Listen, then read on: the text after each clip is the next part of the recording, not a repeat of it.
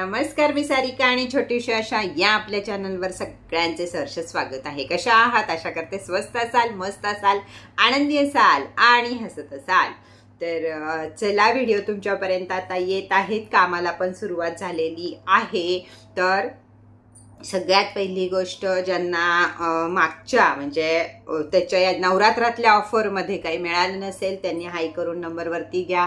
वेळ लागेल, रोजचे जितके नंबर मला घेता येतील तितके घेतील। आजपर्यंत जशी श्रद्धा आणि सबुरी ठेवली तशीच कायम ठेवा, तसाच विश्वास कायम ठेवा। तर ज्यांचं जे काही ऑफरमधलं राहिलं आहे ते आणि ज्यांच्या ऑर्डरच राहिले आहेत, असं बरंच काहीतरी झाले की ऑर्डर अजून तुमच्यापर्यंत पोहोचल्या नाहीयेत, पण आत्ता फोन येत आहेत मला किंवा तुमचे मेसेज येत आहेत की ताई आज ऑर्डर पोहोचली। तर एक 2-4 दिवस थोडंसं एखाद्या वेळेस अजून वाट बघा की मी सगळं दिवाळीच्या आधी क्लोज केलेलं आहे, पण तरी पण काही गोष्टीमुळे तुमच्यापाशी उशिरा पोहोचते। तर 2 दिवस वाट बघा आणि सांगा। त्यात नाही तुम्हाला काही असेल, ज्यांना मी पाठवत आहे परत, त्यांना जर डबल आलं तर मागं पत्ता आहे माझा, त्याच्याप्रती माघारी पाठवून द्या। दुसरी गोष्ट, कुबेर बॉक्स। आता ज्यावेळी मी तुम्हाला व्हिडिओ करून सांगितलं होतं पोटली तयार आहे पण आपल्या छोटीशी आशाचा बॉक्स तयार नाहीये, तर ते बॉक्स तयार होऊन आलेले आहेत। तर ज्यांनी पोटली घेतली आहे आणि फक्त बॉक्स राहिलाय त्याही सगळ्यांनी मला एकदाच मेसेज करा, ताई पोटली मिळाली आहे, ताई बॉक्स राहिला आहे तर बॉक्स पाठव। ज्यांना बॉक्स मिळाला आहे त्यांनी प्लीज कुठंही येऊ नका मध्ये आधे, म्हणजे माझं काम ओळीनं व्यवस्थित होईल। पोटलीचे बॉक्स ज्यांचे दिवाळीत राहिले आहेत त्यांनी सगळ्यांनी हाय करून एकाच शब्दामध्ये उत्तर द्या, ताई माझा बॉक्स राहिला आहे। मी लगेच चेक करते, लगेच तुम्हाला बॉक्स पाठवून देते। त्याबरोबर तुम्हाला काही हवं असेल तर जरूर लिहून ठेवा, म्हणजे त्या कुरिअरच्या खर्चामध्ये तुम्हाला अजून काहीतरी माझ्याकडनं हवं असेल ते जाईल। दुसरी अजून एक महत्वाची गोष्ट, 1 जानेवारीला कायमच स्वरूपी, तुम्हाला माहिती आहे आता 3 वर्ष झाले आपण हे करत आहोत, तर 1 जानेवारीला सगळ्या क्रिस्टलचे दर वाढत असतात। तर थोडेफार वाढतील, किती वाढतील हे मलाही माहित नसतं, जसं येतील PDF तसं होणार। तर ज्यांना काही घ्यायचं असेल त्यांनी शक्यतो बॉटल आणि याच्यावर हे करा की अजून तुम्हाला भरपूर काही येणार आहे, पण बॉटलचे दर जर वाढले तर तुम्हाला फार अजून थोडासा त्रास होईल।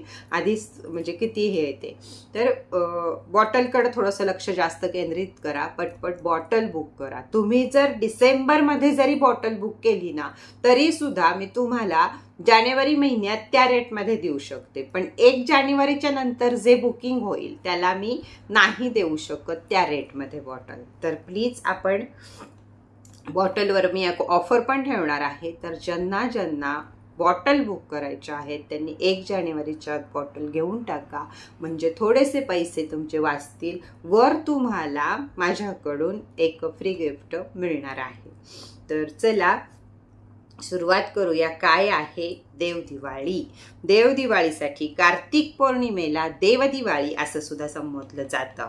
देवदिवाळीला करायचे छोटे छोटे उपाय मी तुमच्यासाठी घेऊन आली आहे। काय करायचं आहे देवदिवाळीला?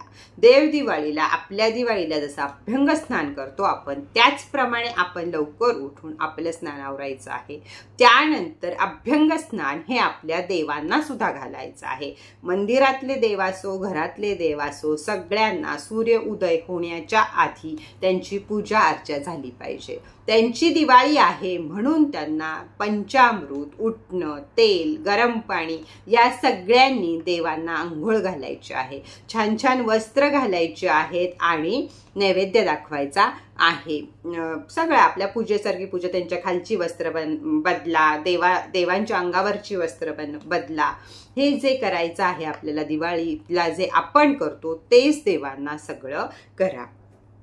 त्यानंतर घराला झेंडूची फुलं, जसं पाडव्याला, लक्ष्मीपूजनाला, आपल्या दिवाळीला आपण घराला तोरण बांधतो तसं जरूर घराला एक तोरण बांधा। कमीत कमी आंब्याचा डहाळा तरी सुद्धा घराला अडकवा। दीपदान या गोष्टीला अतिशय महत्त्व आहे, कारण दीपदान नदीजवळ करावं ह्याला महत्त्व आहे, कारण त्या दिवशी देवदिवाळीच्या दिवशी सर्व देव पाण्याच्या ठिकाणी, नदीच्या ठिकाणी, सागराच्या ठिकाणी असतात अशी मान्यता आहे। म्हणून देवदिवाळीच्या दिवशी दीपदान एखादं नदीजवळ करावं, समुद्राजवळ करावं, सरोवराजवळ करावं, काही नसेल तर घरातल्या डेऱ्याजवळ, घरातल्या हंड्याजवळ तरी सुद्धा दीपदान हे नक्की करावं. तिथं दिवा लावावा, एखाद्या देवळामध्ये जाऊन दीपदान करावं. दीपदानाला हे अतिशय महत्त्व आहे. म्हणून देवदिवाळीच्या दिवशी दिवे लावावेत. जसे आपल्या दिवाळीला आपण दिवे लावतो तसे देवळांमध्ये, गावोगाव असतील, अजून थोडंसं पुणे असेल, आता आमच्या गावांमध्ये अनिकेत बरोबरची सगळी पोरं जमा होऊन सगळ्या देवळांना दिवे लावतात. तर असं काहीतरी करा आणि सगळ्यांना, सगळ्या देवळांमध्ये दिवे लागू देत, कारण त्यांची दिवाळी आहे. त्याचप्रमाणे महादेवांनी त्रिपुरासूर नावाच्या राक्षसाचा वध केला होता, म्हणून या देवदिवाळीला त्रिपुरारी पौर्णिमा असं सुद्धा म्हटलं जातं. तर त्रिपुरारी पौर्णिमेला आपण त्रिपुर वाती जाळतो, म्हणजे 365 वाती पेटवायच्या किंवा लावायच्या, प्रज्वलित करायच्या, हे शास्त्र आहे. आता 365 वाती जर आपण लावल्या तर वर्षभरात ज्या ज्या टायमिंगला आपला दिवा लावायचा चुकलेला असतो, देवाला जो सांज दिवा आपण लावतो तो चुकलेला असतो, त्याच्यामध्ये जे काही आपल्याला पाप येतं किंवा काय येतं ते येत नाही. म्हणून 365 वातींचा दिवा लावावा ही पद्धत हे प्रचलित आहे किंवा हे शास्त्र आहे. आता 365 वातीचा दिवा कसा लावावा? आता शक्यतो पूजा साहित्याच्या दुकानांमध्ये 365 वातींचं बंडल मिळतं, तर ते आणा. ते नाही जमलं, ज्यांना घरात वाती करून 365 वाती लावता येतात त्या लावा.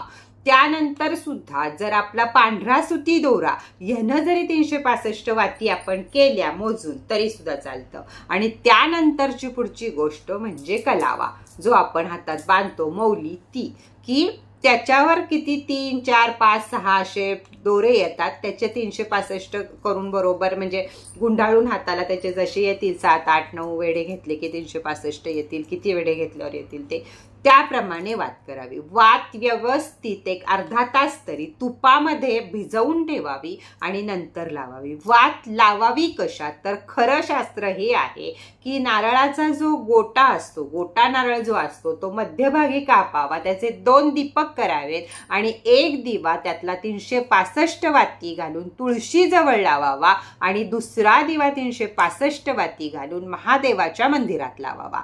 म्हणजे तुळशीला दिवा लावायचं चुकलं असेल तरी सुद्धा त्या 365 दिवसाचं पुण्य आपल्याला मिळतं. आणि देवांना दिवा लावायचा चुकला असेल तरी महादेवाच्या देवळामध्ये त्रिपुरी वाती आपण जर प्रज्वलित केल्या तर तेही पाप नष्ट होतं आणि 365 दिवस सांज दिवा लावल्याचं पुण्य आपल्याला मिळतं.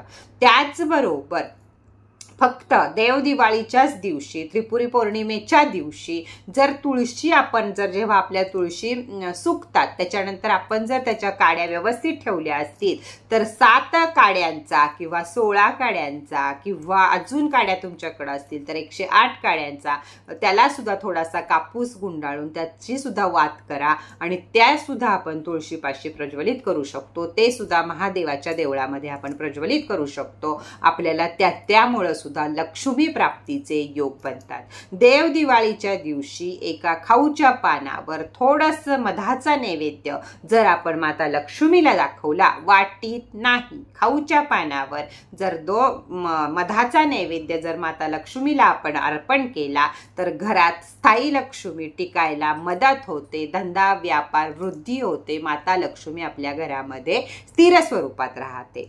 तर हे पण करा. त्याचबरोबर महादेवाच्या देवळात जेव्हा जाल त्याला पंचामृतानं स्नान घाला, गरम पाण्यानं, थंड पाण्यानं, कशानं तुम्हाला जे शक्य असेल त्यानं स्नान घाला आणि जे फूल तुम्ही त्यांना अर्पण कराल त्याला थोडासा मध लावा आणि ते फूल तुम्ही त्यांना अर्पण करा. अपमृत्यू भय टळतं, आपल्या घरात शांती, सुख, समाधान येतं, आजारपण नष्ट होतात. तिथं बसून तुम्हाला जो शक्य असेल तो जप करा, वाती आपल्या जोवर तेवत आहे तोपर्यंत. तर हे छोटे छोटे उपाय कार्तिक पौर्णिमा आणि देव दिवाळी ह्याच्याबद्दल मी तुम्हाला सांगितले आहेत. आवडले असतील तर भरपूर भरपूर लाईक करा, छान छान कमेंट करा आणि मी जे आधी सांगितलं किंवा वरती दिलेल्या नंबरवर माझ्याशी चर्चा करा, कारण मी 1 वाजता येत आहे बरोबर ऑनलाईन. 1 ते 5 किंवा 4 मी रोजच्या रोज ऑनलाईन आहे. त्यावेळेत येऊन तुमचे प्रश्न मला विचारा. श्रद्धा आणि सबुरी ठेवा, जेवढं मला शक्य आहे तेवढं उरकते मी.